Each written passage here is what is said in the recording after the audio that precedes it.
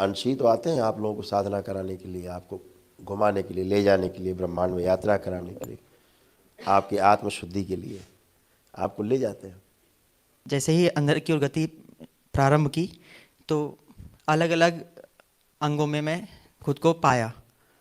लेकिन जैसे ही गुरुजी मैं हृदय के पास पहुंचा, तो जैसे ही मैंने हृदय में प्रवेश किया, रक्त हृदय के साथ प्रवेश करा, तो मैं हृदय में प्रवेश हुआ, फिर नीचे वाले वेंट्रिकल में गया, वहाँ से दूसरे वेंट्रिकल में जाके जैसे ही रक्त बाहर गया, तो जितनी जगह रक्त डिवाइड हुआ गुरुजी, उतनी जगह मैं डिवाइड हो चुका था। इसका उत्तर इनके लिए एक लाइन में है। इस पूरी सृष्टि में सृजन और विध्वंस किसी के अधिकार क्षेत्र में नहीं, केवल शिव के अलावा।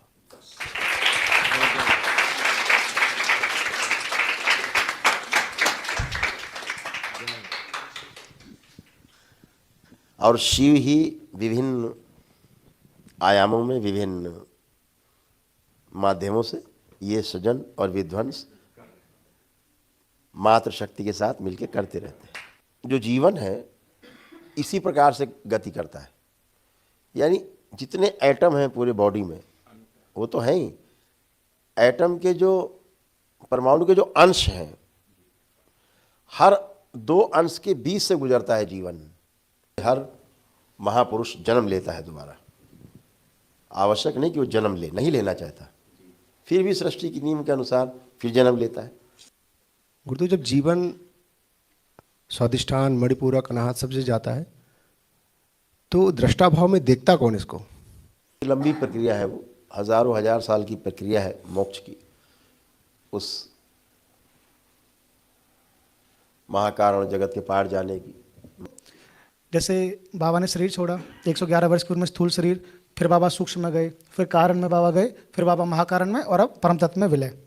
तो ऐसे ही क्या हम उस अवस्था को प्राप्त हो सकते हैं अपनी ध्यान साधना के द्वारा, या अपना भाव ऐसा प्रकृति के द्वारा उत्पन्न हो, दरबार के द्वारा ऐसा उत्पन्न हो, और उस चरम सीमा तक पहुंच पाएं कि हम उस अवस्था को, स्थूल शरीर को जब हम त्याग करें, तभी हम उस अवस्था को प्राप्त हो जाएं कि हमारा विलय भी परम तत्व में हो, हम इन जगतों में ना जाना पड़े। क्या ऐसा संभव है? अगर सपाट शब्दों में कहा जाए तो संभव है, लेकिन उसके लिए जीवन, पिछले जो जन्म है उनमें उसके द्वारा जो किया गया साधना का जो परिणाम है वो मैटर करता है। दूसरा, बाबा जैसी परिस्थिति सबकी नहीं हो सकती। महाअवतार बाबा जी कह लीजिए, बाबा जी के नाम से संबोधित करते हैं, आप समझ जाइए उन्हीं की चर्चा कर रहे हैं। तो वो संभावनाएं सब में नहीं हो सकती एक साथ, हो भी सकती हैं तो हम उनको नहीं जानते अभी, और उसको जान के हम लोग करेंगे भी क्या? जिसका हमसे संबंध है उसकी चर्चा करते हैं। तो जन्मों जन्मों का था। दूसरा कि जब मैं कहता हूँ कि जैसे बन गए हो वैसे बनाते भी जाओ। जिस स्तर पे हमारी समझदारी विकसित हो गई है, उस स्तर की समझदारी अपने आसपास वाले लोगों में भी हम धीरता और वीरता पूर्वक उनमें भी ऐसा स्थिर करते जाए। ऐसा अपने जैसे समझदारी हमारे आसपास के लोगों में विकसित हो, उसके लिए बहुत ही धीरता की और बहुत वीरता की आवश्यकता है। इसी को धीरता और वीरता कहा गया है। तो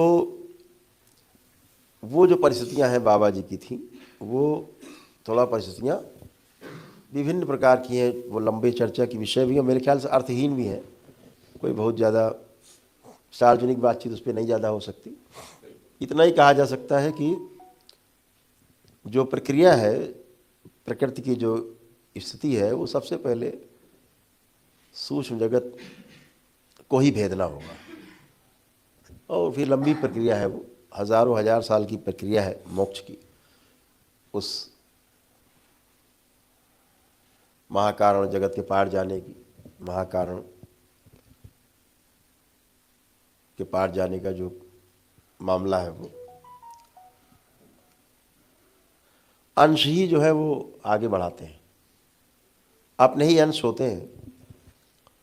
जीवन में कोई छोटा बड़ा नहीं है। जीवन के रूप में हम बार बार कहते हैं कि कोई छोटा बड़ा नहीं है।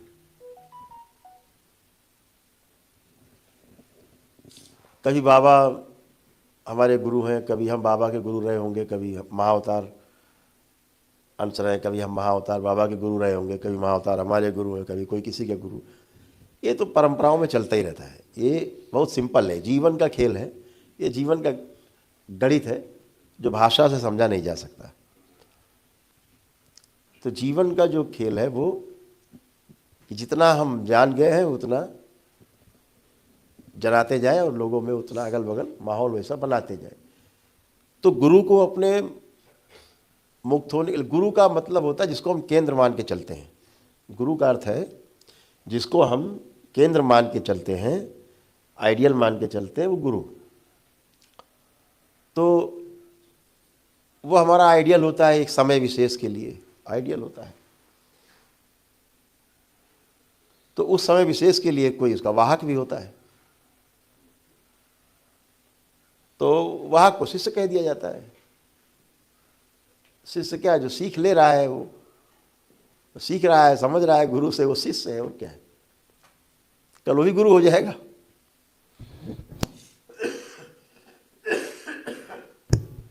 कल वो भी गुरु होगा। तो क्रम है, लेकिन सामान्य रूप से ये संभव नहीं है कि एक ही बार में कोई महाकारण जगत में चला जाए। हजारों वर्ष, कभी कभी लाखों वर्ष लोगों को। और ऐसा नहीं है कि आप यहाँ बैठे हो या हम में से तमाम लोग हो सकता है यहीं बैठे हों कि यात्रा कहीं चल रही लेकिन बैठे यहाँ हैं। घनीभूत यहाँ पर है, यहाँ इकट्ठा होकर दिख रहे हैं कहीं। इसीलिए हर आदमी अलग अलग लेवल पे दिखाई देता है, अलग अलग समझदारी दिखाई देती है, अलग अलग आयाम में होने के कारण। तो इसीलिए ध्यान करते समय आदमी वही कनेक्ट हो जाता है सीधे जाके जहाँ वो जिस आयाम में होता है। तो ये संभव नहीं है कि एक ही बार में आदमी सूक्ष्म जगत, कारण जगत और महाकारण जगत क्रॉस कर जाए। हजारों हजार साल, लाखों वर्षों। और ये तो अंश हैं, अंश तो रहते ही हैं सृष्टि में। जब आप लोग ध्यान साधना करते हो तब भी अंश ही तो आते हैं आप लोगों को साधना कराने के लिए, आपको घुमाने के लिए, ले जाने के लिए, ब्रह्मांड में यात्रा कराने के लिए, आपकी आत्मशुद्धि के लिए आपको ले जाते हैं। और जिस आयाम में कहीं कोई आपके कर्म हो गए वहाँ ले जा कर के उसको वहाँ कट कर देते, छुड़वा देते हैं, हल्के हो क्या वापस आ जाते हैं, आपका भोग कट जाता है। तो इसलिए ध्यान ये रखना है कि हम जो अभी हैं हमें वो करना है साक्षी भाव में, उसमें आगे बढ़ना है।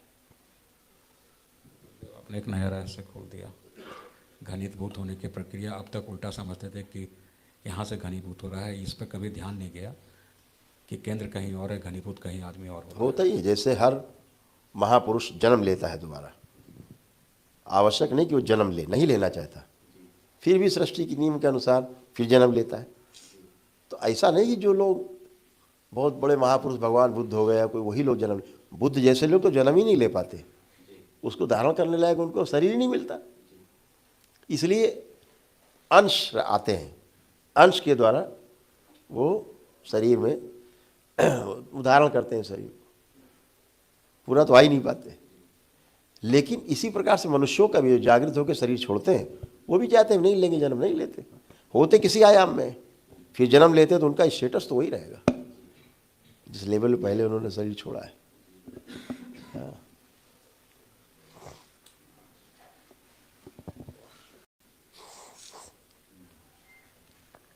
और दूसरा होता क्या है, जो रह गया जिसके लिए बार बार जन्म लेना होता है। अगर वर्तमान काल में जैसे गुरु भी होता है, शिष्य भी होता है, सपोज गुरु ने शरीर छोड़ दिया है, समाधि ले ली, जागृत अवस्था में ले ली, तो जो शिष्य होता है तो उसका शरीर गुरु का शरीर एक ही होता है, अलग होता नहीं है, वो हृदय में धारण रहता है। तो वही शिष्य का ही शरीर उसकी मुक्ति का, उसके जो बचे हुए समय का वो काटने का, खोलने का रास्ता, उपाय बनता है, उसका कारण बनता है। तो यही तरीका है, व्यवस्था है, ये व्यवस्था है। इसीलिए गुरु को भी पार होने के लिए एक कंप्लीट शिष्य की आवश्यकता पड़ती है। इसीलिए कहते हैं कि अपने जैसे बनाते भी जाओ, काम आएगा आगे। और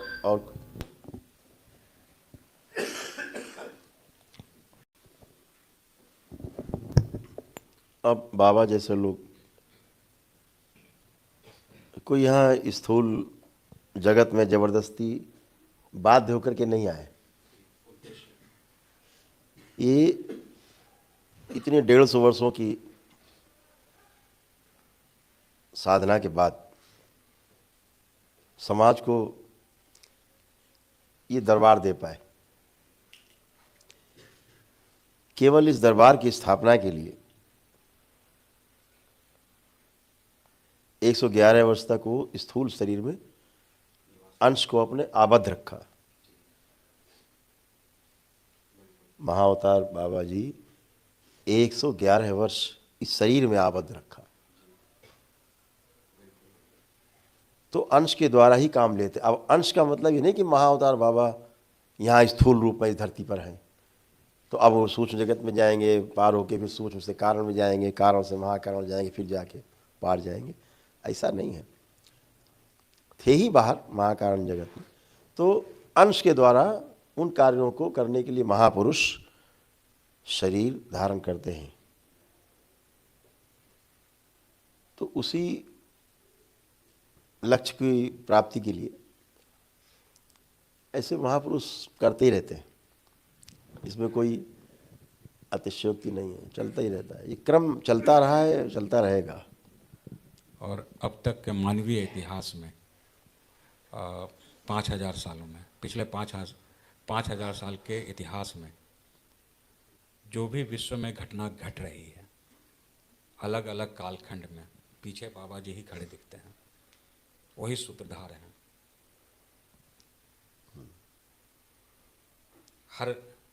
हर घटना, पृथ्वी की हर घटना मानव कैसे बेहतर हो, कैसे मानव अपने परम लक्ष्य की ओर बढ़े, समस्त घटनाएं पिछले 5000 वर्षों की जाकर के बाबा जी महाअवतार से ही जुड़ जाती है, बाबा से जुड़ जाती है,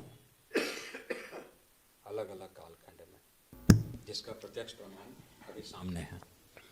हाँ, हर चीज़ का क्रम है, क्रमबद्ध। हाँ, क्रमबद्ध तरीके से है, क्रमिक उसका विकास है। विकसित होने तक क्रमिक विकास ही है। जैसे पदार्थ अवस्था में कभी रहे हैं ये सब शरीर, और पदार्थ अवस्था से धीरे धीरे वनस्पति अवस्था में गए, कभी जाके हजारों लाखों साल बाद वनस्पति अवस्था से भी जीव अवस्था में गए, फिर कभी मनुष्य अवस्था में आए गए। ये क्रम है।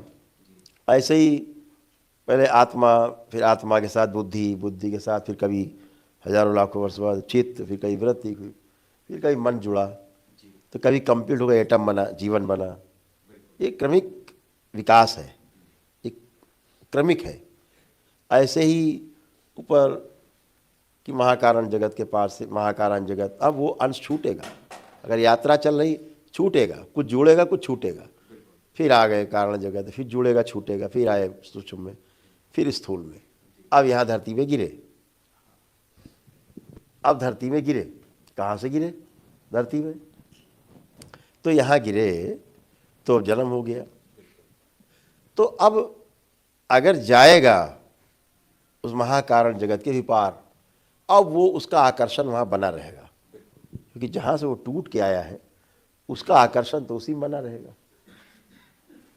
तो उसकी वापसी भी उसी अनुसार होगी, स्थूल जगत से सूक्ष्म जगत में, सूक्ष्म जगत से कारण जगत में, कारण से महाकारण, महाकारण से हरिहर, ईश्वर ही हो गए। तो वो यात्रा का क्रम, तो उस यात्रा में जो ऊपर से आता है आदमी, उस हर व्यक्ति के साथ, कोई भी व्यक्ति हो, उसका अंश हर आयाम में, हर लोक में छूटा ही रहता है। वापसी की प्रक्रिया में भी यही है। अगर वो नहीं छूटा होगा तो वापस नहीं जा सकता, आकर्षण ही नहीं होगा। उसके अंश ही उसको आकर्षित करते हैं, और इसीलिए बार बार ईश्वर मिलन की तरफ होती है।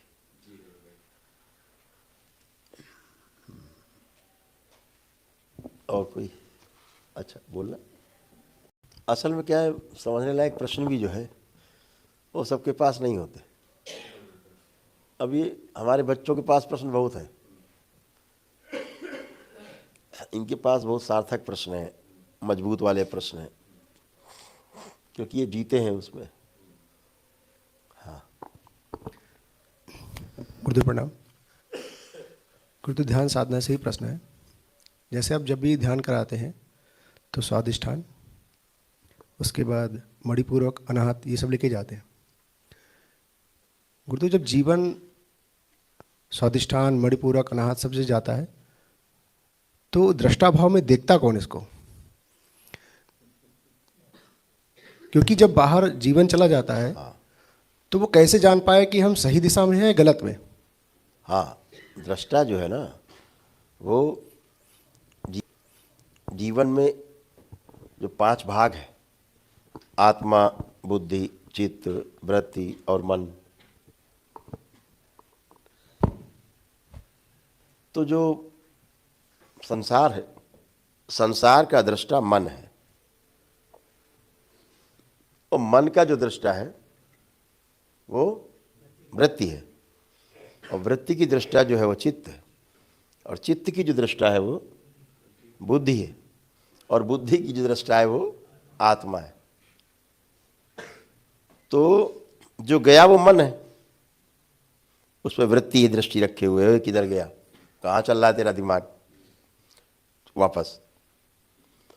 तो ऐसे दृष्टि बनी हुई है एक दूसरे पर, और एक दूसरे पे दृष्टि बनी रहने के कारण स्वनियंत्रित है। स्वनियंत्रित है, स्वयं में लगता नहीं ठीक नहीं है, अपने आप ही निकल रहा, कोई नहीं कह रहा आपसे, अंदर ही चल रहा है, सब एक दूसरे के ऊपर नियंत्रण बना हुआ है ऐसे। इसीलिए जब कहीं जाता तो पीछे से वृत्ति कहती है किधर गया, वापस, ऐसा।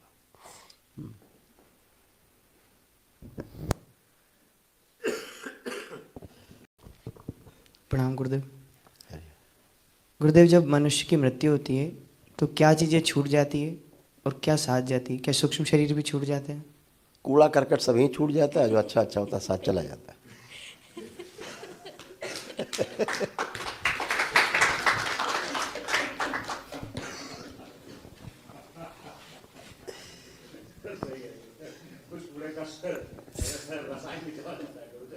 हाँ, कूड़ा करकट सब है।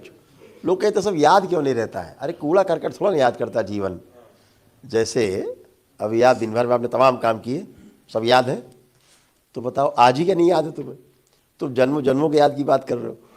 तो कूड़ा करकट कोई याद रखना ही नहीं चाहता है। तो जो महापुरुषों ने कहा ना कि थोथा दे उड़ाए, सार सार को गही रहे और थोथा दे। हाँ, तो जो सार्थक है, जो जीवन के ग्रहण करने योग्य है, वो ज्ञान है, जागृति क्रम है। जागृति क्रम में जो उसको ज्ञान हुआ है वो उसको अपने साथ लेकर के जीवन चलता है, बाकी सब छोड़ देता है। जैसे सोचो कि अब शरीर छूटना है, मान लो घर है आपका, उसमें आग लग जाए अचानक, है ना। अब आप घर में हो तो क्या चीज़ बचाओगे? पूरे घर में सामान भरा पड़ा है, क्या बचाओगे? खुद को बचाएं। हाँ, करेक्ट। तो सब कूड़ा करकट है ना, लगता है ये बच्चे तो बाकी सब ठीक है। ऐसे ही जब शरीर छूटता है तो जो मतलब का उतरे, बाकी के तो छोड़ो भैया, सब ये हमारे मतलब का नहीं है। तो चीज़ें ऐसे ही चलती हैं, कूड़ा करकट छूट जाता है। जो ज्ञान है, ज्ञान के आधार पे जो जागृति क्रम मिला है वो साथ रहेगा। अगर जागृति है तो जागृति मिलेगी, बेहोशी है तो बेहोशी में रहेगा।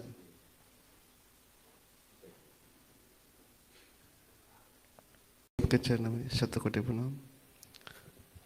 गुरुदेव, आज ध्यान सदन में कुछ नया दिखाई दिया।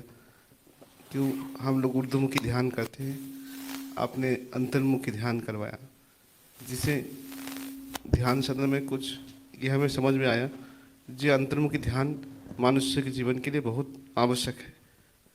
तो अंतर्मुखी ध्यान जब हम लोग परिपक्व हो जाएंगे तब ऊर्ध्वमुखी ध्यान में हम लोग जा सकते हैं। इसके तो विस्तार से बताइए इस तरह से।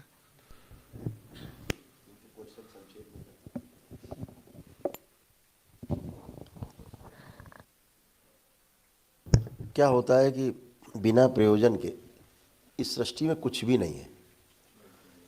प्रत्येक वस्तु प्रयोजन के साथ है, अपने विभिन्न अर्थों को लिए हुए प्रत्येक वस्तु मैं प्रयोजन के है। जब तक प्रयोजन नहीं समझ में आता तब तक वो निरर्थक लगती है। जिस दिन उसका प्रयोजन समझ में आ जाता है उस दिन उसका अर्थ समझ में आ जाता है। मनुष्य जाति में जब जब जिन जिन चीज़ों की आवश्यकता हुई, सृष्टि ने उसके सामने खोल के रख दिया। ये उसी का क्रम है और इसीलिए सब चल रहा है। इसका विस्तार है ये।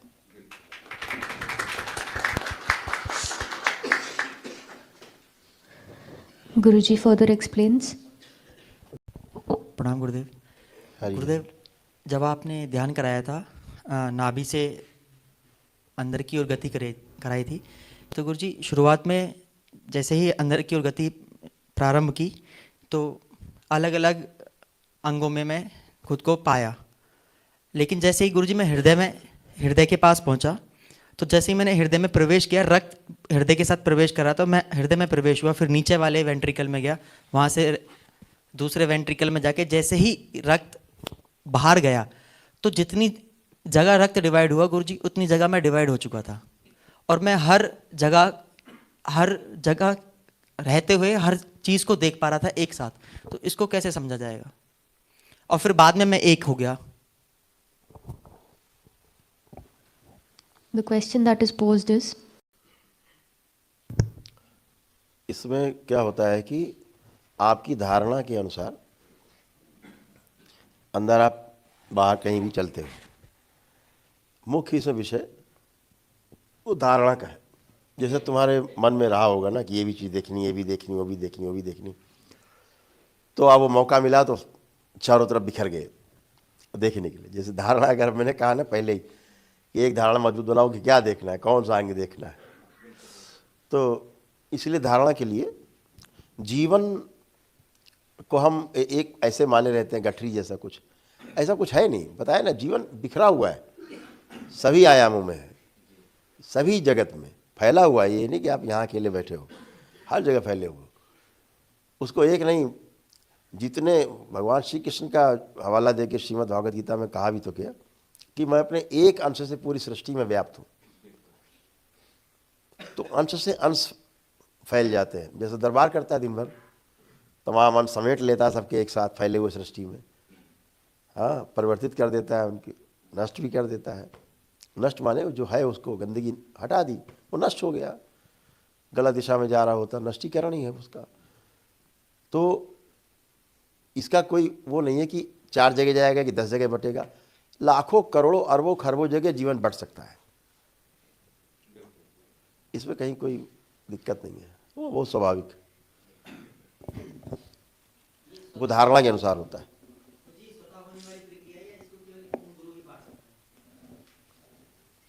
नहीं, स्वतः भी हो सकता है, आदमी प्रयास करे। अब उसमें खतरे रहते हैं थोड़ा सा, इतनी बात है। स्वतः में अपनी व्यक्तिगत पिछली यात्राएं प्रभावित करती हैं और पूर्ण गुरु की उपस्थिति में गुरु उसको कर देगा। इसमें जीवन फंस भी सकता है, फंस जा सकता है, मृत्यु भी हो सकती है जी। उदाहरण है ना, मृत्यु भी हो सकती है।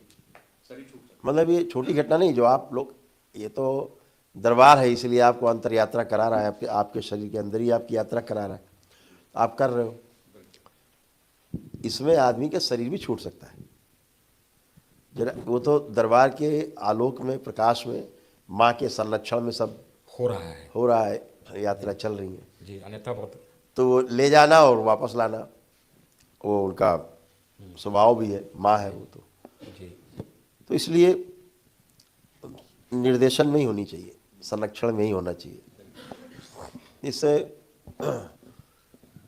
कोई मशीन चल रही है, उसमें आप छेड़छाड़ कर दीजिए अचानक, सपोज, तो क्या होगा? मशीन धड़बड़ा के टूट के बंद हो जाएगी।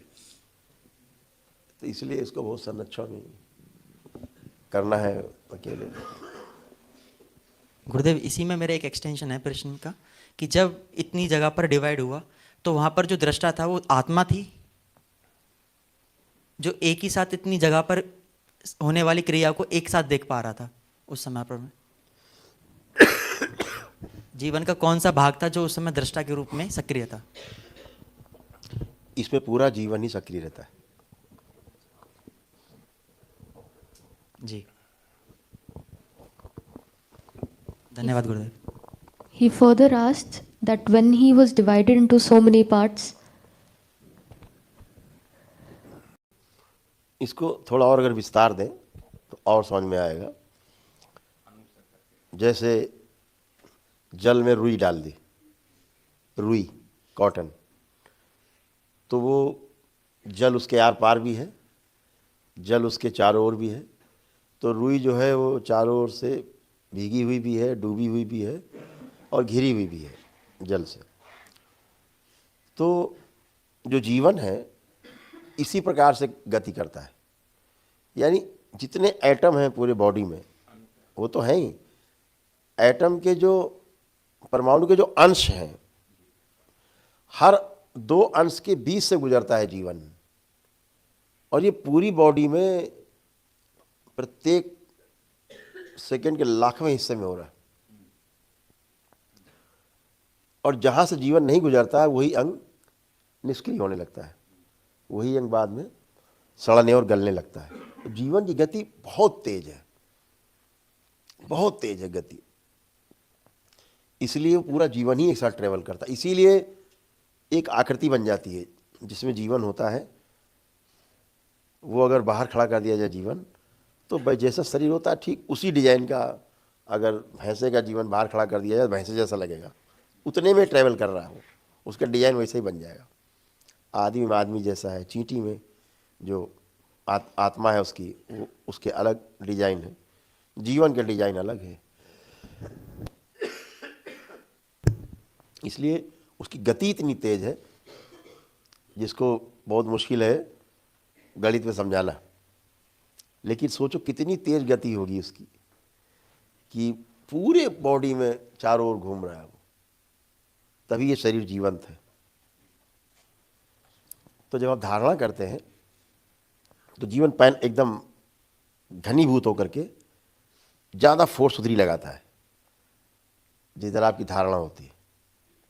धारणा के अनुसार फिर आपका ध्यान जिधर जाता है फिर वही समाधान आपको मिलता है। समाधान का मतलब प्रश्न का उत्तर मिल जाता है। कोई भी चीज़ आप ध्यानपूर्वक करते हो तो बाद में उसका आपको उत्तर मिल जाता है, परिणाम अच्छा मिलता है। और क्या, अगर भौतिक जगत में देखो, यही स्थूल जगत में, यही सूक्ष्म जगत में गति बहुत है जीवन। हाँ, और कोई सुप्रियो। गुरुदेव नमस्ते। गुरुदेव, हाँ जी। मैं अपने घर में जब ध्यान साधना करता हूँ तो कभी कभी देखता हूँ मैं बर्फ़ के पहाड़ में हूँ, फिर कभी कभी देखता हूँ नाव चल रहा हूँ, कभी कभी मैं इतना फूल जाता हूँ कि बहता रहता हूँ। तो ये सब सपना है कि नहीं, ये पूछना चाहता हूँ ना, क्या है ये?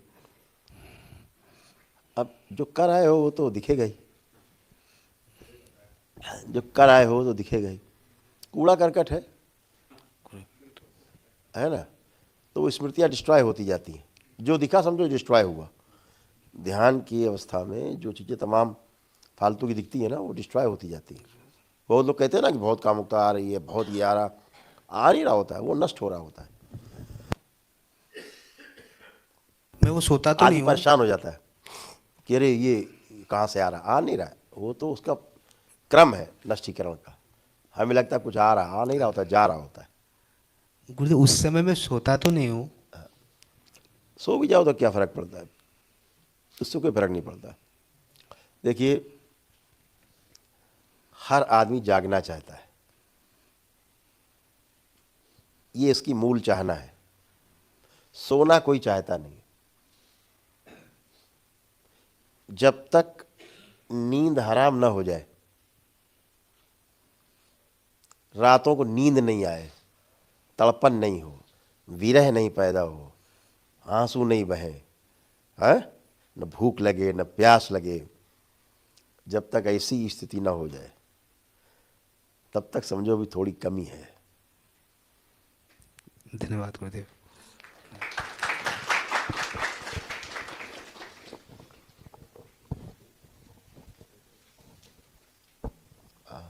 तुम भी पूछिए। प्रणाम बाबा। बाबा हमारे मन में एको प्रश्न आई जो न तंत्र व्यवस्था थे कोनो स्थूल शरीर माध्यम ते सीजन विध्वंस हो सकी सृष्टि में, अगर हो सकी तो वो दिख सकी घटना रूप में सृष्टि में, ये प्रश्न आ छे। तो तुम क्या करी, सृजन करी कि विध्वंस? हमारे मन में प्रश्न आई बाबा। तुम्हारे मन में प्रश्न बहुत अच्छा है। ये बात आई वहाँ आई। इधर से आई कि क्या किया, प्रश्न पता है? नहीं समझ पाई? ये प्रश्न तुम्हारा नहीं समझ पाई, गहरा प्रश्न है, फिर बताइए। पुनः बोली बाबा। हाँ, हमारे मन में तुम समझ गए इसकी? ले लो माइक, बता दो, रिपीट कर दो आयशा के लिए।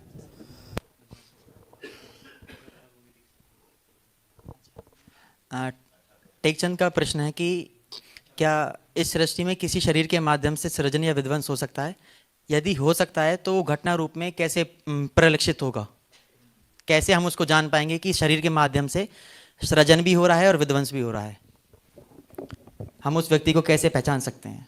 साधारण प्रश्न यही है ना? हाँ, यही प्रश्न है।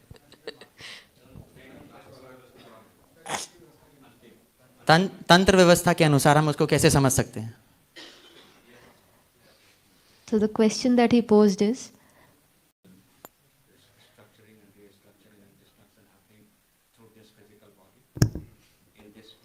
बहुत गहरा क्वेश्चन लाई।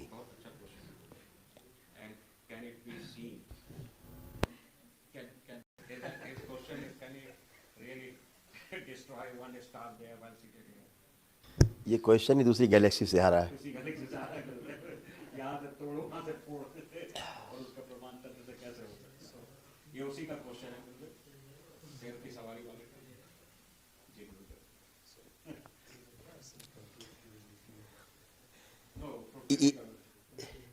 इसका उत्तर प्रश्न करने वाले को पता है।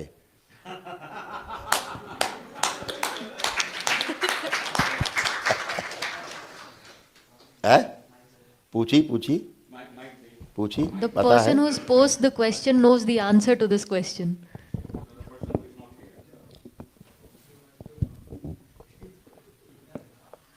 बाबा हाँ इमा हाँ ई आ रही हाँ, आमी प्रश्न ई कारण पूछी तो सब जान रही।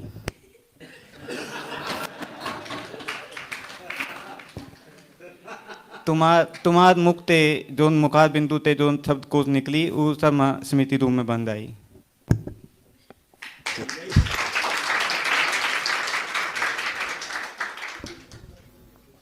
प्रश्न को आप बना दीजिए संतुलित। दर्शक पूरा प्रश्न नहीं समझ पा रहे। बहुत सरल शब्दों में स्वामी टेकचंद जी का प्रश्न है कि क्या इस भौतिक शरीर में रहते हुए हम सृजन और विध्वंस कर सकते हैं?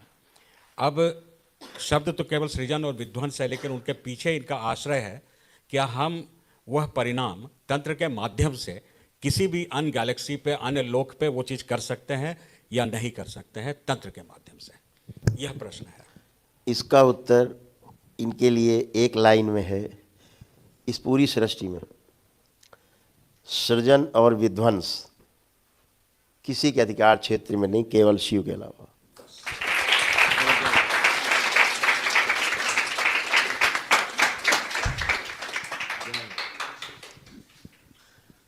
और शिव ही विभिन्न आयामों में, विभिन्न माध्यमों से ये सृजन और विध्वंस मात्र शक्ति के साथ मिलकर करते रहते हैं।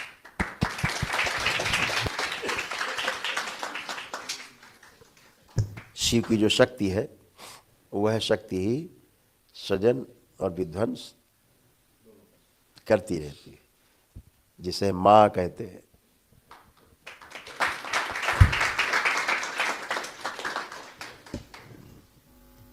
बाकी सब माध्यम है, साधन है।